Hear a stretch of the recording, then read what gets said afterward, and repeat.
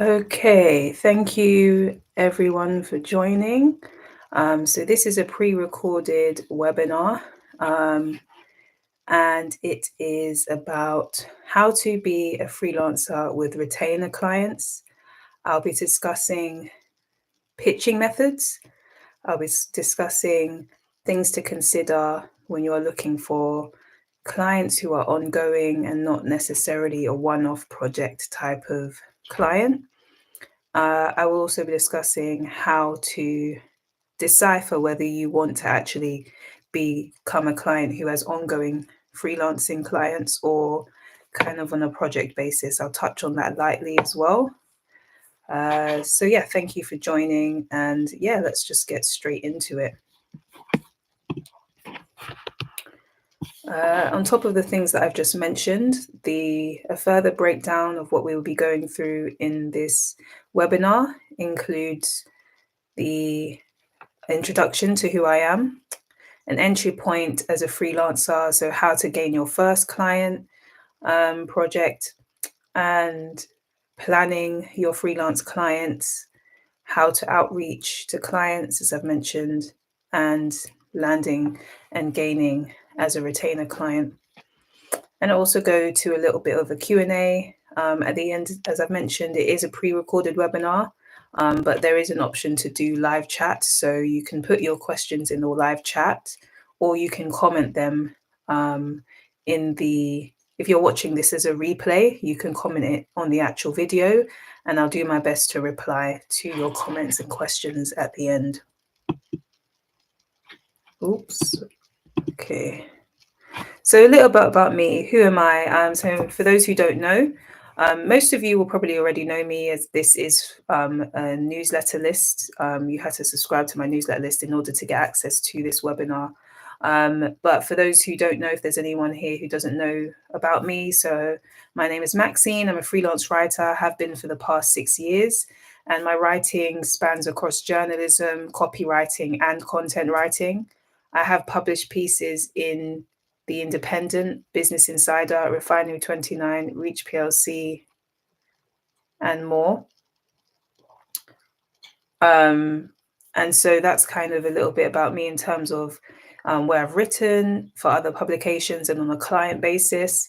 But outside of that, I'm also an author. So I published my first book in October just gone, and it's about including your faith in the creativity that you do, particularly from a Christian perspective, as I am a Christian, and how collaborating with God is the best. He's the best creative partner to collaborate with.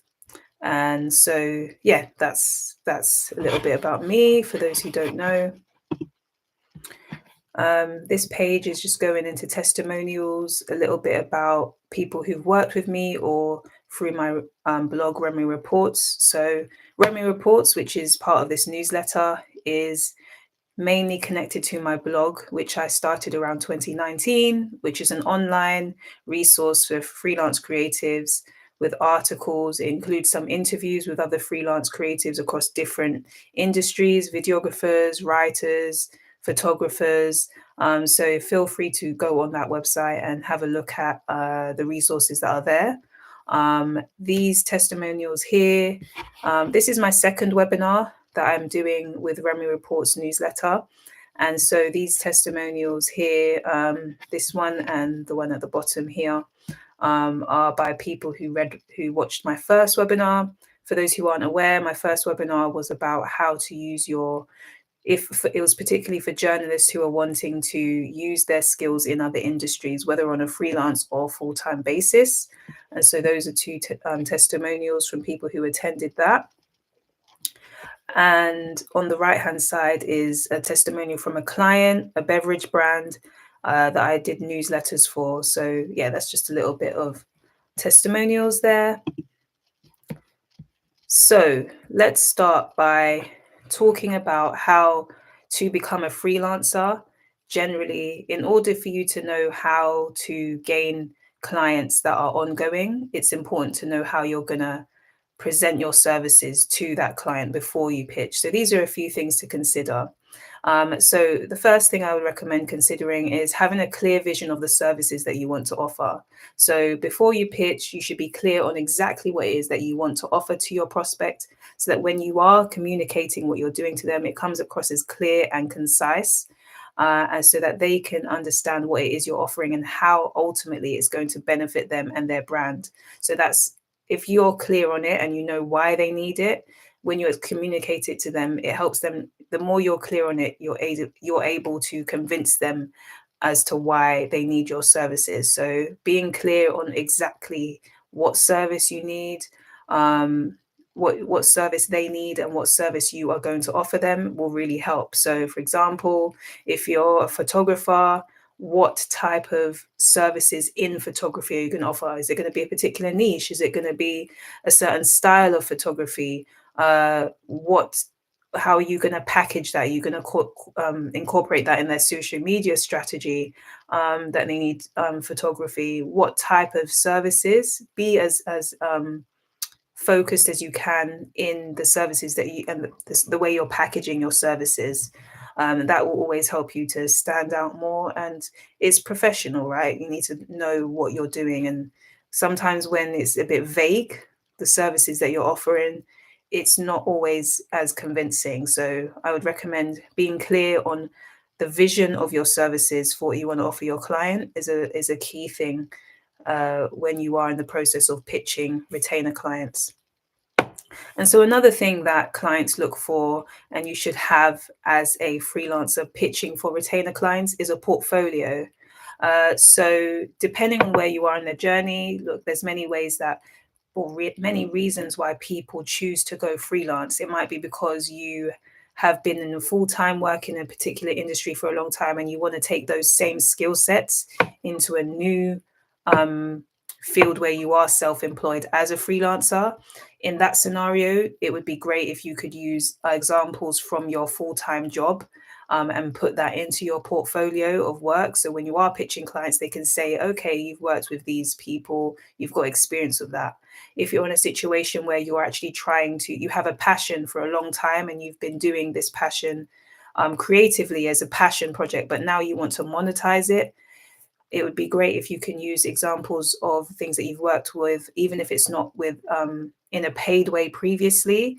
Show examples of things that you've done yourself in your own personal time and include that in your portfolio. So, for example, if you're a writer and you haven't had a paid client yet, or you haven't even worked in the writing industry before, but you want to become a freelancer in writing, make sure you have a portfolio of your writing as a blogger, for example, um, and use that as examples to include in your portfolio. The reality is that freelancing at the moment is very competitive. Many people have become redundant and been thrown into freelancing, um, or some people have become a freelancer out of other reasons as well. So it's much more competitive. Therefore, you need to do your best to stand out when you are pitching nowadays. It's much more competitive compared to previous decades, I would say.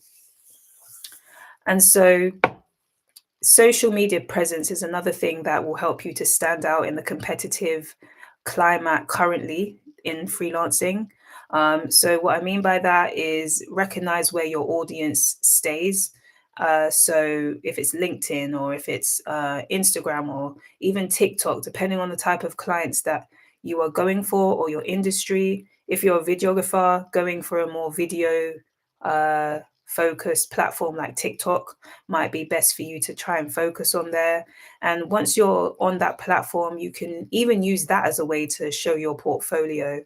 Um, and you should try and position yourself as someone who's an expert in your field. So that can be, as well as showing the actual work that you've done, offering advice, position yourself for provide as an informative space for the industry and the services that you offer. So that, and the more you post on there, you will help to become the front of mind for certain people that you think of. That they will think of you when they think of your services because of your social media presence. So these three things: being clear on the vision of your services, having a portfolio, and maintaining a social media presence are ways to help you diversify how to enter as a freelancer and to be clear when you are pitching to clients. So let's talking about planning freelancing. Let's dig a bit deeper on this. So I've mentioned being clear on the vision, on the service that you're offering. Now, it's also important to recognize when you are trying to get a freelance client that is a retainer client, consider the type of client they are and consider the type of client that you are looking for. So, what I mean by that, are they a B2B business? So, B2B stands for business to business, and that is talking about a client that offers a product or a service to other businesses. So, let's give an example of that. So let's say if it's an agency or that does cards for businesses, business cards, right? So that's a business to business brand essentially. So because they are selling to other businesses, B2C is business to consumer. So that's speaking more so to direct customers that are, for example, Primark is a B2C business. It sells to excuse me, directly to the consumer. So the reason why this is important, because it will help you to identify what type of services you want to offer them, and the type of clients and relationship that you want to have with them, right? Small businesses as well. Do you want it to be a small business or a large company that you're working with? Consider small businesses may have less of a budget depending on what it is compared to a larger company that's perhaps more well established. What are your goals? Is your goals, like, for example, one of the things that I quite like doing is I like to work with small businesses sometimes because I just like the idea of working with businesses, especially if they are offering something that isn't platformed in a mainstream way. So I like working with clients that have, especially in the early times of my career, I was working a lot with black hair businesses, which predominantly the ones that I worked with were small businesses. And I really enjoyed that because it's educating minorities, black women, black people on how to care for their hair, something that isn't shown too much in the mainstream of society. And so this was important to me as well, and still is something that I do try to, where I can, look for businesses that are small and try to be a part of helping their brand grow, essentially, through the services I offer, blogging, and other forms of writing as well. But sometimes I should say, worked with larger companies, with brands in journalism. For example, I mentioned at the beginning, The Independent. I've worked with Reach PLC, which are national publications. So these are things that you need to consider when you are planning the type of clients you are looking for. You will be working long term with these clients, so you need to consider the nature of the type of clients you're looking for. And it will help you to focus when you're reaching out to certain clients as well, when you have this in your mind. Another thing to consider, and this is where I'm going to touch on how to help you decipher between if you want to have clients that are retainer clients or clients that are just project-based clients. So how do you want to work as a freelancer? So if you have clients that are project by project, this is likely to mean that the benefits of this is that you may be able to plan more holiday around your year. Whereas a retainer client, ongoing client, it will be a bit more restricted in how you can do that. You have to probably ask or tell your clients that you are booking a holiday way in advance, similar to how you may have to do with a job. So that's the difference between them. That's a difference that you need to consider, how you want your lifestyle to be as a freelancer. As I said, many people go freelancing. One of the main things is flexibility. So depending on the lifestyle that you want to live, you may want to have holidays whenever you want, or much longer breaks in between your projects. And if that's the case, maybe project-based client is how you would want to go forward, as opposed to having ongoing clients that you're having routinely month after month after month. So that's something to consider, right? Hopefully that helps you to understand a bit more.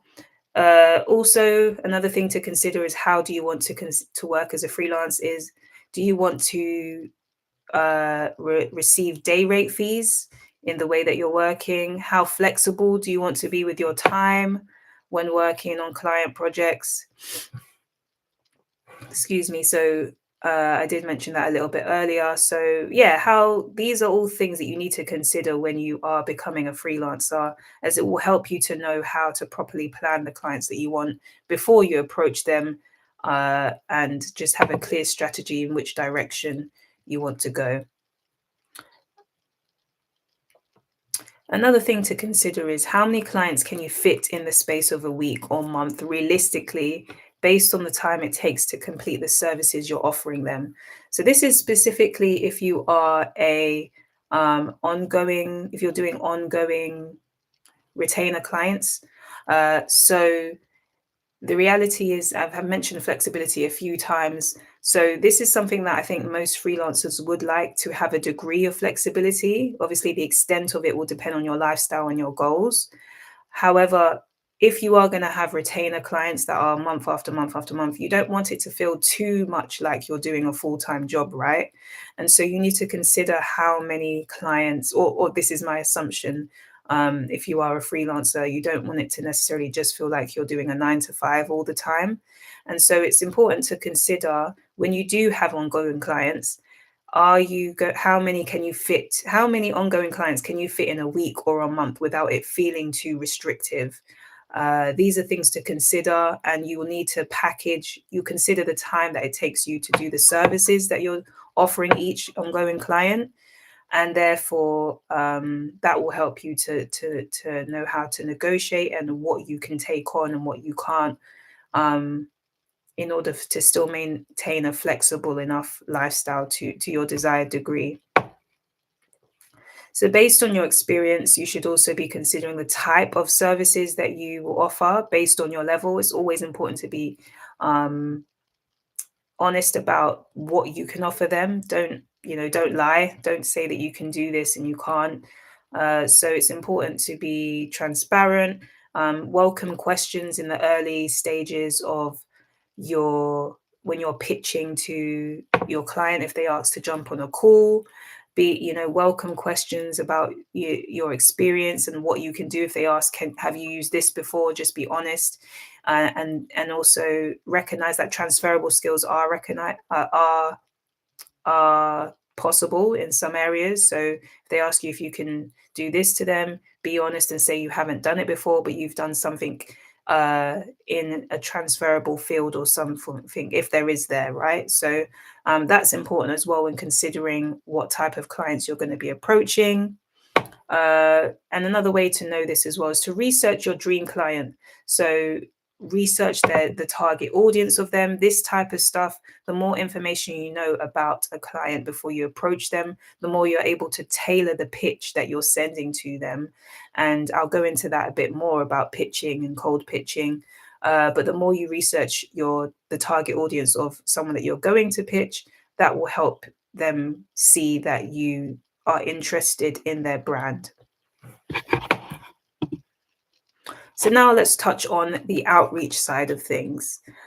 So a cold email, most people will know what that is. A cold email is essentially sending an email to someone who no idea who you are. And so there's different ways of doing this. I would also mention this is cold pitching generally. So LinkedIn, you can reach out to someone who doesn't know you through a connection, by messaging them. The good thing is that LinkedIn has voice notes as well. Sometimes having tailored approached via voice notes can really help you. It stands out more than a text, which is what most people will probably go to message via text on LinkedIn. But if you have a voice note, it makes it a little bit more personal. And the same with Instagram, actually. The good thing about Instagram, though, it does also allow you to do videos. So that's something that I'm seeing more people push forward as well, trying to pitch via video, anything that kind of makes you stand out a little bit more. Video or voice note, but also DMs are still a good way to try and reach out if you can. And TikTok messaging as well is a method as well. I've tried to use that as well, actually to get some uh, people to help me with certain projects that I'm working with as well. So TikTok has messaging has been good for that. So these are different ways that you can do it. And of course, the cold email, the traditional cold email of just emailing a company that you come across on their website, their email, or Instagram. You come across their email and just sending them an email, letting them know that you are interested in their project. And I'm going to go into some actual templated examples of emails that you can use for structures. Um, so social media, uh, I've mentioned there about. So for cold emails, that is speaking specifically about reaching out to someone who've never heard of you before. So traditional cold email, you can get their email either through a Google search, if through Instagram bio, where you can go and see their email and just reach out to them, let them know that you're interested in their services. The more personal, I think generally keep it professional, of course, but if you can implement some tactics there that talk to how you know their brand specifically, that can really help you to stand out. As you can imagine, people get cold emails all the time. So, what can you do? Ask yourself when writing a cold email, what can you do to stand out a little bit more compared to the standard email? And social media is increasingly becoming another method that people are using. And the great thing about social media is it's not just through text that you can reach out to people. There's different ways to do it. You can do it through LinkedIn messaging. The good thing about LinkedIn is that people can see your profile when they connect with you. So there's a little bit more of a personal feel compared to a cold email. They can see your image. They can also go onto your profile to see your work experience. So these type of things give you a little bit more of an edge, and more personal feel when you are reaching out to them compared to a cold email, for example. LinkedIn also has the option to do voice note messages. So that also helps with being more personal as well. Similar with Instagram. Instagram also has voice notes as well as DMs, and also video that you can even record and send out, which would really make you stand out. The more personal, it kind of makes people remember you more. And even if the pitch isn't as successful in that moment, who knows, down the line, you doing that can help them remember you a little bit more in the case where they may in the future need some help. And TikTok messaging as well is something that's I've used before and have actually been successful in getting some people to work or help me to source people that I needed for a particular project. So there's different ways now with social media that you can pitch. It's no longer just like a cold email, which is a very traditional way of doing it. But I would recommend diversifying your outreach methods, and also using out existing contacts. So you may be surprised, sorry, to realize that there may be people in your contact, whether you've worked with them before, and ask them for referrals if they know anyone else who may need your services, or if they need your services at a later point and you haven't worked with them in a while, or um, if you're a new freelancer and you haven't had any clients before, you may be surprised to see that a college friend has started up a new business and they're looking for someone. That actually happened to me recently, or a schoolmate, someone that I went to school with, has started up a new businesses, and we've discussed the potential, sorry, of working together in the future, and he's mentioned to me a few projects. So don't be afraid to have a look at the contacts that you have had in your life up until now and see what they're up to business wise, and just reach out to them if there's something that might be you can help them with. So these are different ways, and I think incorporating all of these different methods can really enhance your chances of landing a client. So let's get on to some examples now. So these are all cold email examples. So On the left-hand side, I'm not going to go through it and read it out, but I'll just mention roughly about the structure and things that I've implemented in it. So this was a pitch that I wrote on the left-hand side to a client in the home designs industry, real estate type of industry. And it was a cold email, so they never knew me before. And they replied on the same day, expressing interest, asking for my portfolio and so forth. And currently, we are still in the talks of, they've agreed to do a trial essentially. And so, what I tried to do with this, although they don't know me before, I tried to implement some things that were personal.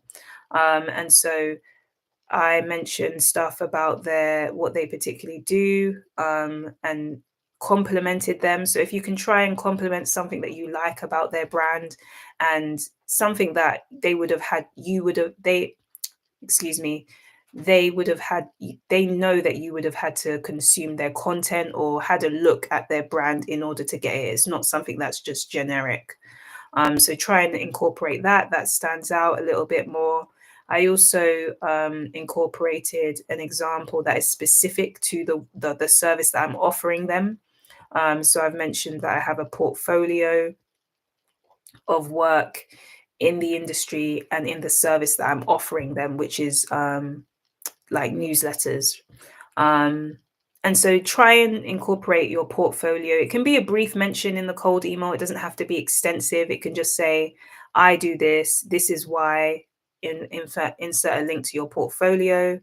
And yeah, it's just quite a short email so that they can kind of glance through, not too heavy and dense, but at the same time, it's it's a way to show that you are interested and that that you're worth them investing their time into and talking further with.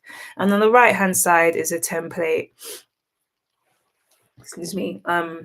The right hand side is a template that I didn't write myself, but another example of a pitch that you could use. It mentions again why it mentions why they should consider you, your experience or examples of things that you have written before. It talks about why they should consider the service, not just you, but the actual service. And yeah, so those are the type of things that I mentioned. You can have a little bit read or a screenshot there to have a go further. But essentially, the length of it again isn't too dense or too heavy. It's just enough for them to skim, but does have relevant articles. So those are two examples of cold emails there. And so now let's go on to how to talk about social media pitching. So these are both social media pitches. They are things that I've both written.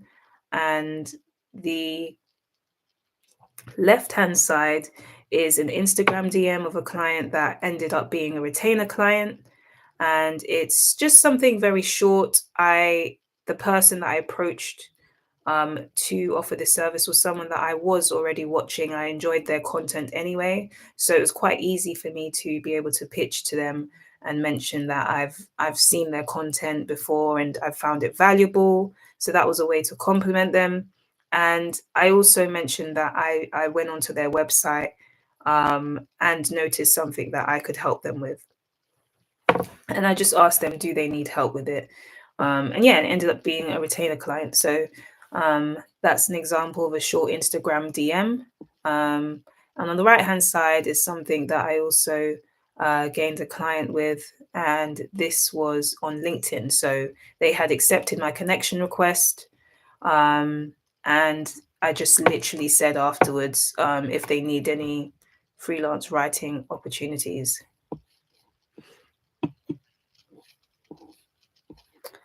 And landing and gaining as a retainer client. So let's really dig deep into this now.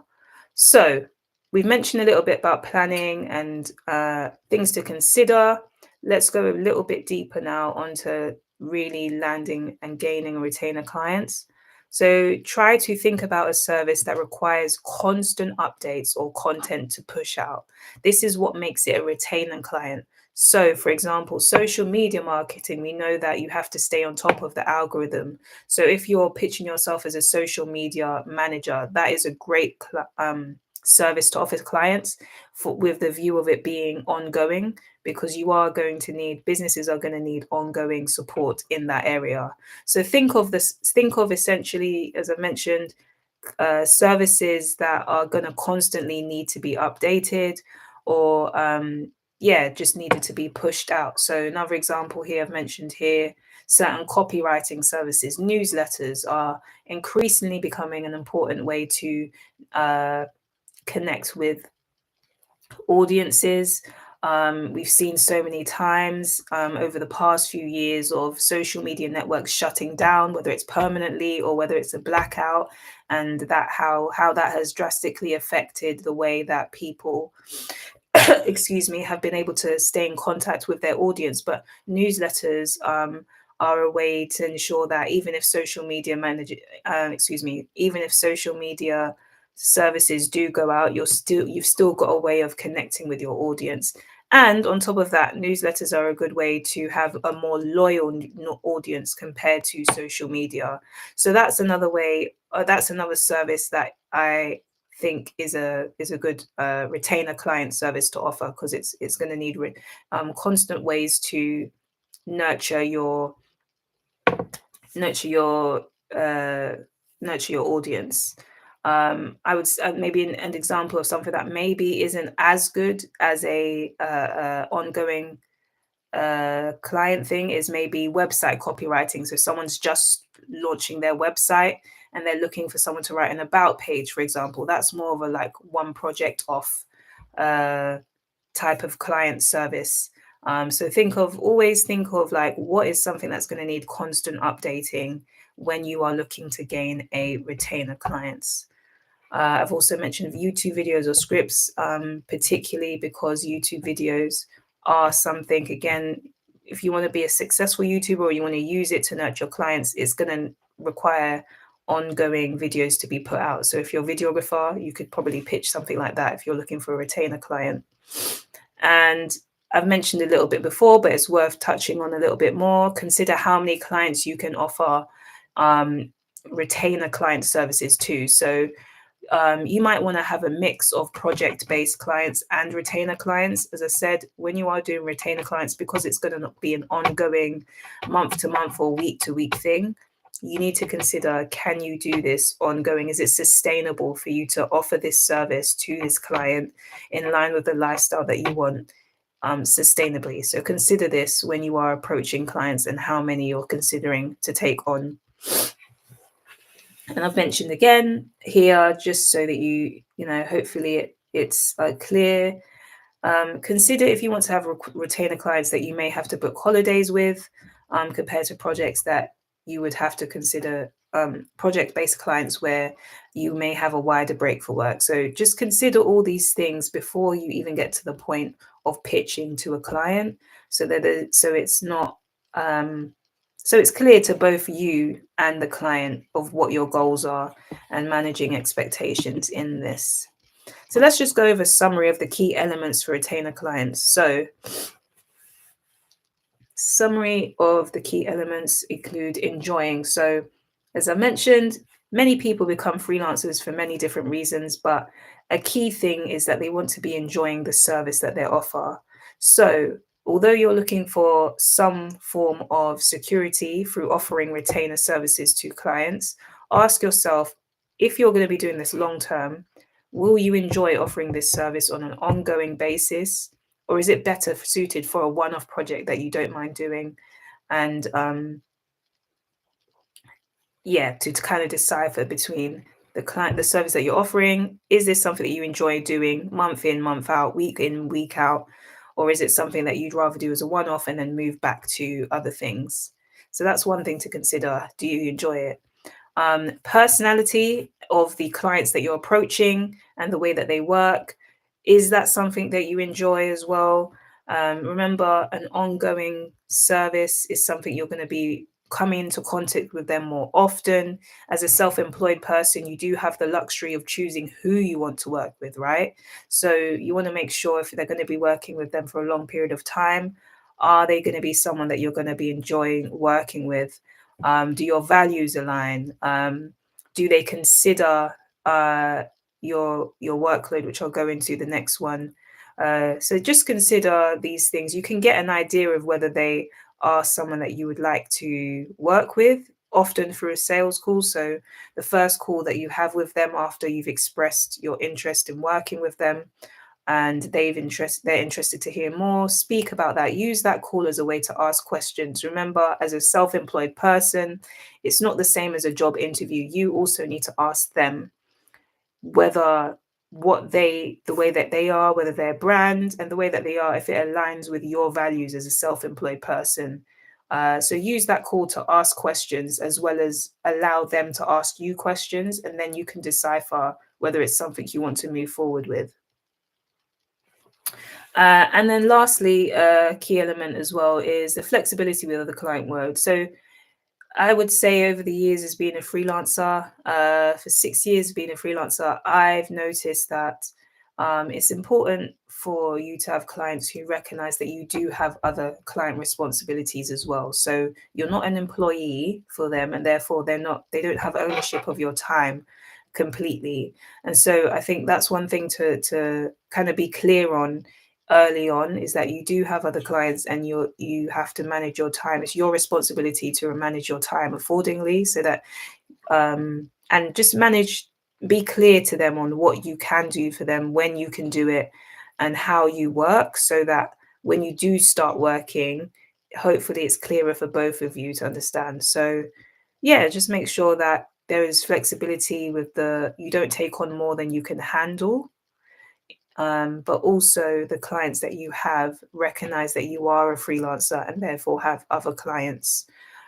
These are all things to consider, because if you're going to be offering something where you're going to be working with someone long term, you want to make sure that it's something that you can offer to the best of your ability, but also that they appreciate the service that you are offering and appreciate your time accordingly. These are the things that will help you to enjoy, not just get something to have long term, but something that you actually enjoy doing, which, as a self-employed person, I'm assuming that you do want to enjoy what you are offering, what services you are offering.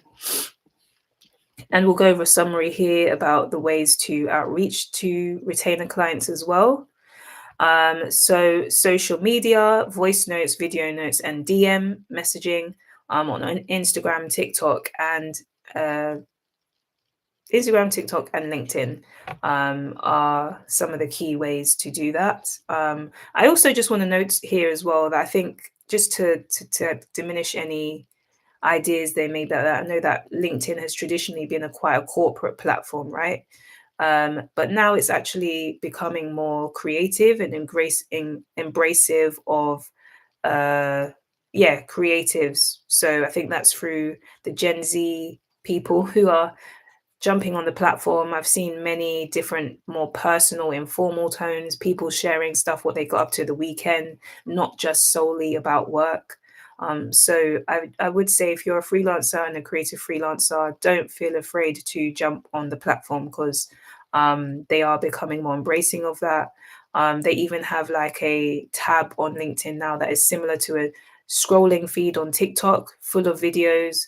So there's, if you're a videographer, you can jump on there knowing that there's a space for you to post your content there. Another outreach method we mentioned is cold emails.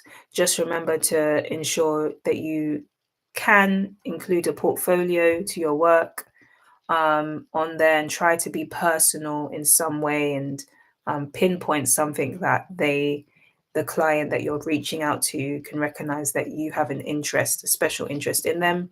And then we also talked about referrals of people that you need to that you can reach out to ask if they are looking for work, that you can offer them, if they have any work that you can work with them on.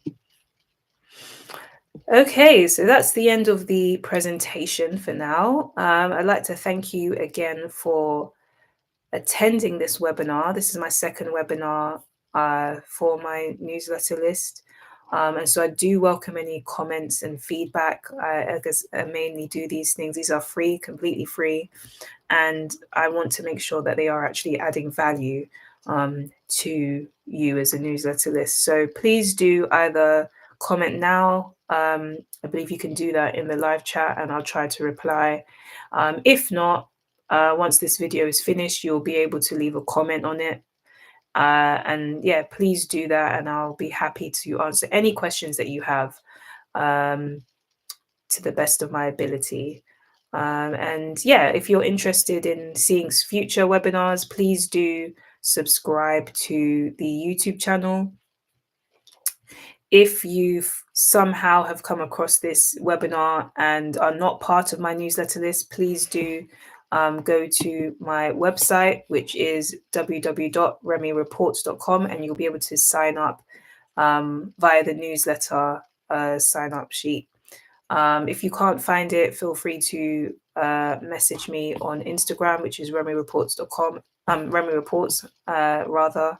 And I will send you a link to the sign up. You can also connect with me on LinkedIn via Maxine Harrison. But yeah, other than that, I really hope this webinar has been useful for you. And yeah, please do provide feedback. And I hope you have a good evening. Thank you again. Bye.